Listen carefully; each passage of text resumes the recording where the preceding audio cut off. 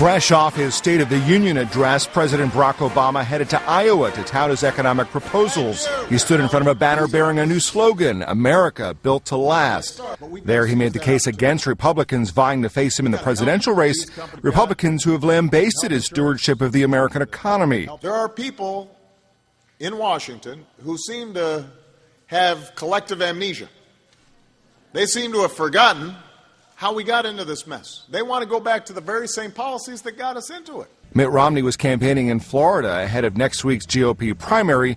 He took direct aim at the president. What he didn't say last night is that we're spending too much and borrowing too much, and that America is on a collision course with debt, and that if we don't get off this course, we could sink the American economy and go into calamity.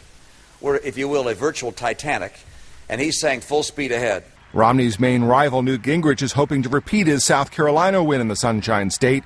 He also jabbed at Obama and his call for a 30% tax rate for Americans earning more than $1 million a year. I am for lower taxes and smaller government. Obama's for higher taxes and bigger government. Obama's Iowa stop was the first on a 3-day tour that will highlight his plans for American manufacturing, energy security, and education and training. Overall, it felt like it was pretty unrealistic. I think it was more of a campaign speech.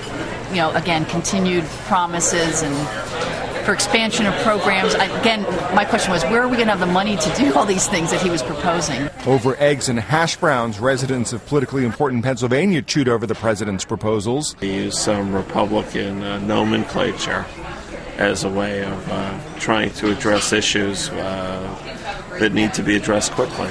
And certainly, as someone who has a vested interest in hoping that the U.S.